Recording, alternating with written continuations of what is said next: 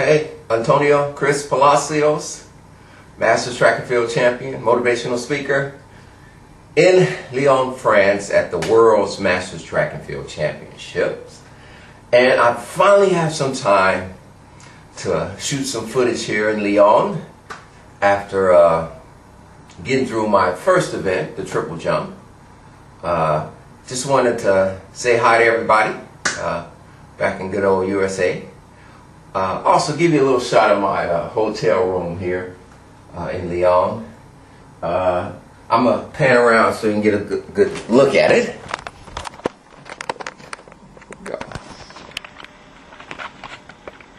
And I don't know if I have anything really special to say about the hotel room, except for it's in Lyon, France. It's very elegant, very elegant. So I'm just going to shoot some footage of that just to remember. This is my bathroom. Haven't gotten things too messy yet. Hey, that's me. Hey, what's up, man? Okay. In the tub, I always like a tub. Okay. And let's see. Big old bed, very comfortable. Slept well when I could sleep. The time change was pretty hard on me. I'm starting to get used to it. Hey, I like the big digital flat screen TV, and believe it or not, I've been able to catch some things on and spoken in English just by clicking a digital language button on the big old flat screen TV, and that's been cool. It's been able to really relax me. Take a little shot at the living room here, side of it. Got a little fridge where I keep all my food and everything. And I'm actually on the top floor here, 6th floor. The Mercure. Probably saying that wrong. Still working on my French. This is a shot out of my window. Very elegant. Not too busy right where I'm at. I'm gonna take a walk out here up to the river side, which is really beautiful with the bridge and everything. I can't see too many things here. And again, hotel room. And I'm going to go ahead and take a walk out, and I'll come back to you once say a few things about my first experience here in the triple jump. I'm still standing in one piece, so I'm happy about that. But I'll talk about that a little bit later outside. All right, I'll see you then. Okay, this is the lobby. The Mercure. Have internet usage. Everything's still pretty elegant here. Very classically elegant here. Lobby. Front desk. Hotel. Gonna take a trip out. Check this out. Big old line. Very elegant in the front here.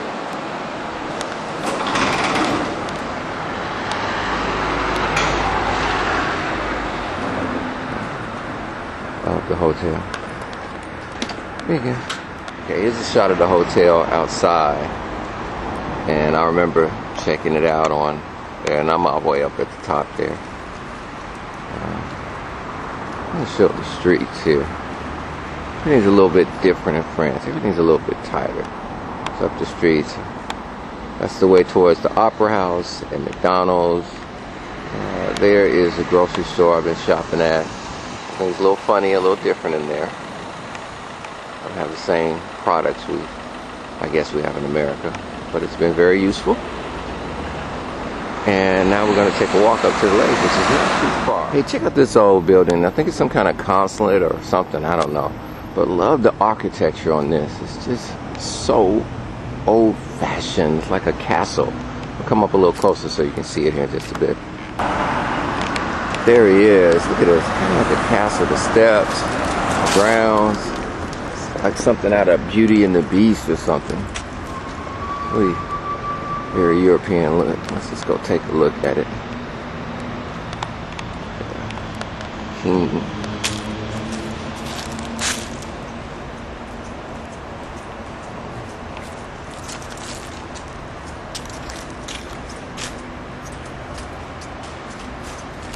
Oh yeah, I can be royalty living in this joint here. Okay, we're coming up on the River Walk. Buildings are beautiful here. I want to show you a promotional sign that is all over the city here on the World Masters event. It's kind of what my name tag looks like. Yeah, big pumping it up, pumping it up. There we go. Oh, they're healthy people. Here we are, the River Walk. People doing all their things here. I'm going to take a pan. It's the restaurants. This is actually a weekday, so there'll probably be more people out here on the weekend. When I first got here Sunday, look at all the little villas and stuff on the top there. Pretty cool. Now, I'm gonna walk down here a bit to the bridge. Okay, I'm actually on the bridge now. This is a restaurant there.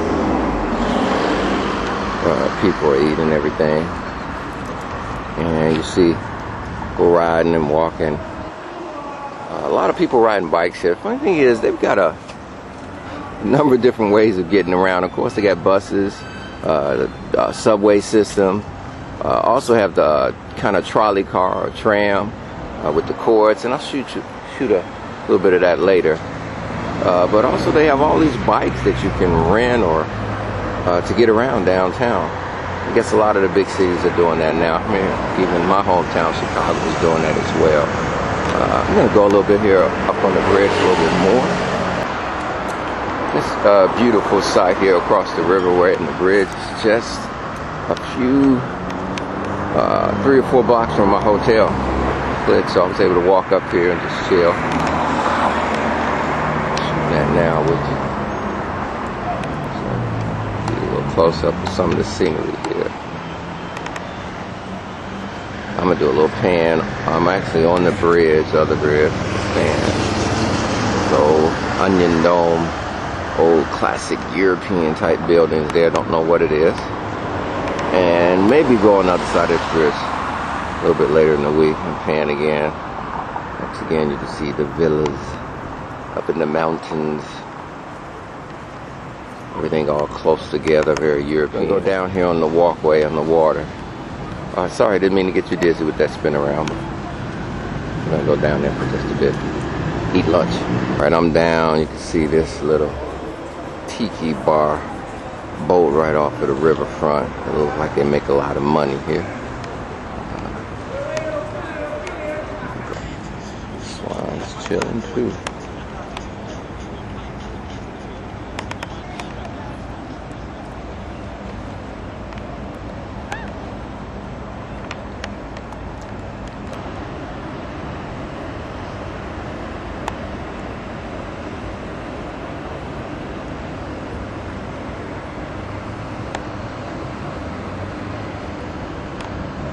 On this speedboat, people chilling. They got this little thing where people just come and just chill.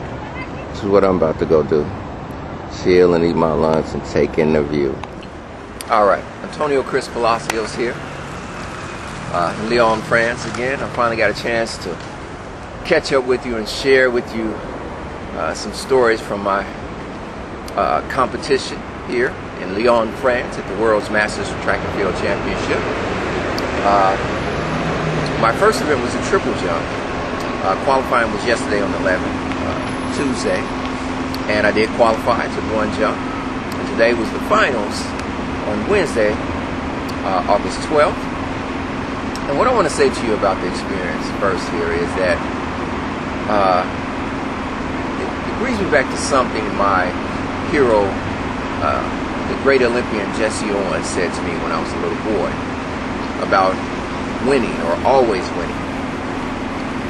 And I remember he said to me, be your best, do your best, and regardless of the outcome, you will always win.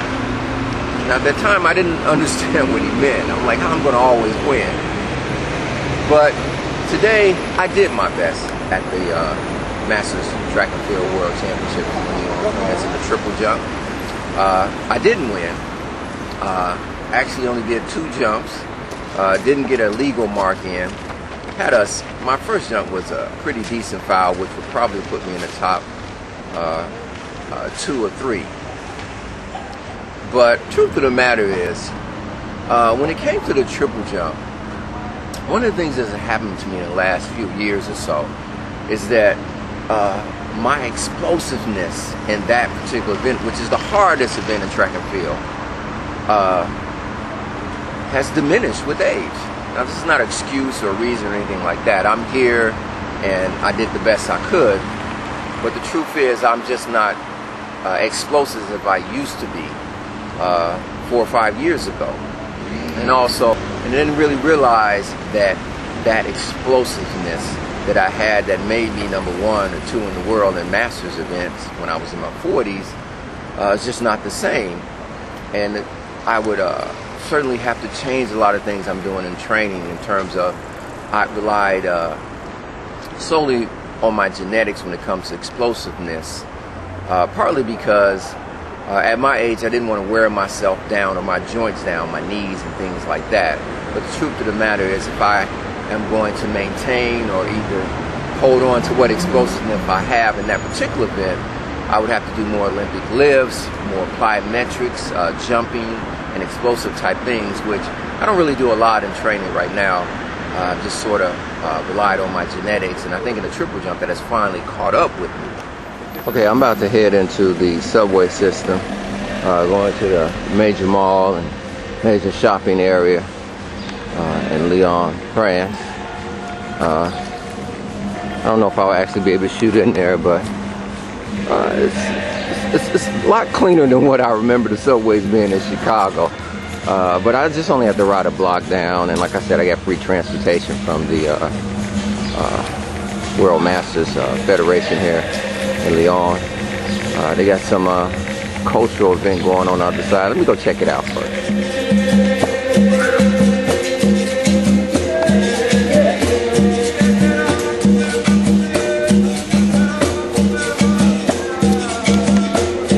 Okay, I don't know what that's about.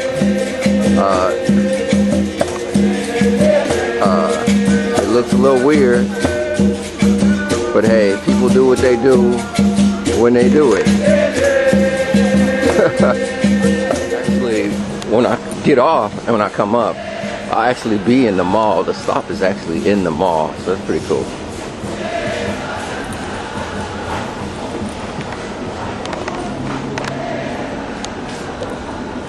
Hey, check these things out.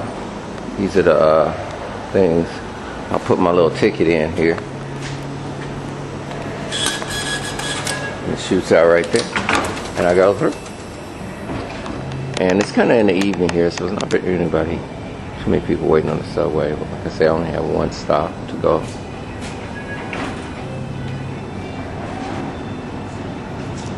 And it took me a while to figure out which way and how to go, but I didn't get lost too much. Alright, I'll talk to you when I get up in the mall. Okay, here comes the train. Let's pick up the train. Subways.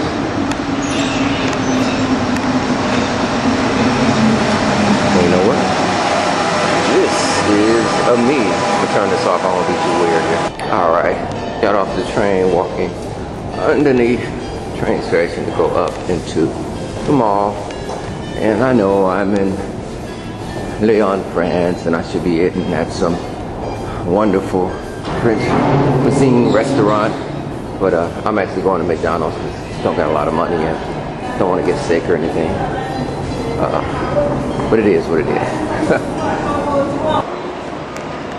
I went the wrong way, but I didn't come up in the mall, but here's the major bus station and trams where I will take the C6 bus to my next competition on Friday. It's about a 20 or 30 minute ride. I could take the L, but yeah.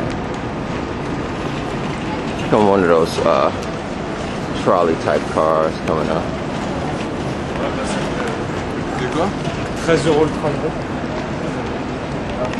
A shot of this major shopping district. Lots of traffic here, kind of like Times Square here. Different shops.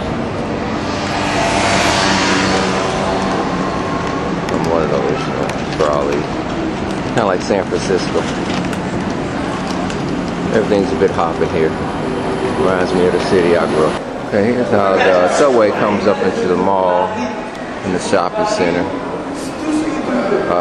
Straight from the subway. And you can see you got your Burger King right there, and then up here are your shops. And I'm about to chill and go get me something to eat. Doing a little bit of the mall spiral staircase. I'm about to go up there. Elevator. Nice mall. All the shops in all different directions. You know, everything is about making money, no matter where you are, filling your clothes, kicking it with your girl. But it is a really nice mall. Sorry, I didn't mean to get you busy there. Alright, see you. I'm shooting this. This is the upper walkway. This is the way I originally walked and found the McDonald's and everything. Outdoor cafe, typical France. This is that big old building I saw when I was checking it out, where to eat at on Google's map and satellite. Outdoor mall, typical thing. Sort of on the upstairs of this, and I actually can walk my way all the way to my hotel. May actually do that instead of just taking the subway or to the hotel. Hey, check out the Opera House here. Saw this on satellite too. It's amazing architectural structure around. I'm on the upper level of it. We have a time to take in the opera too. Opera's always in different languages anyway, so I don't think it really matters here. Might check that out.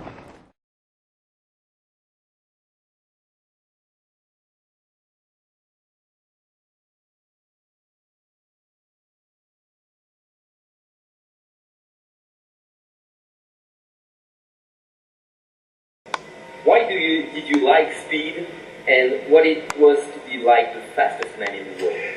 Well, to be honest, this is true. I was a long jumper all the way there, but I knew how important from a business standpoint and from a marketing standpoint and also from just a pride standpoint, the world's fastest human title was. In my day, early, world's fastest human, world's greatest athlete, heavyweight champion. I mean, I knew what that world's fastest human title would do to me. And, you know, who knows what the long jump, but, you know, ultimately, going after Beeman's record, everyone said, oh, the long jump's important.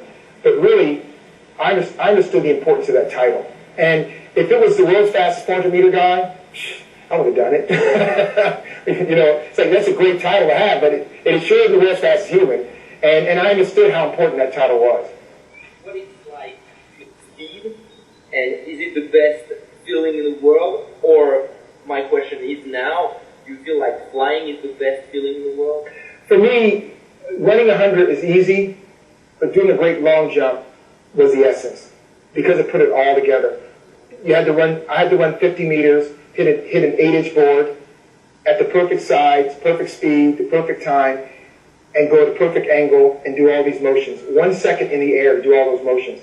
And the reality is that perfection to me wasn't just the jump, it was every jump. I told myself, you will never foul. So when I fouled, to me, that was like losing the competition. So to me, Tokyo, I wasn't upset about losing as much as I was that I had one foul.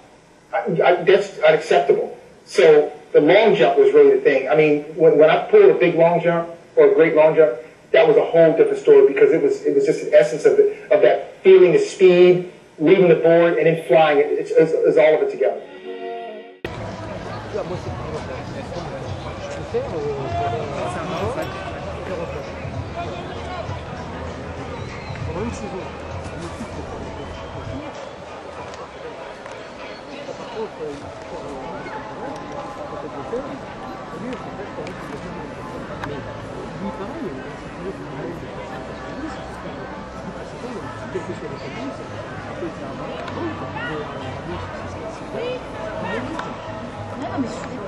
Ici, votre revoir pour Antonio Palacios,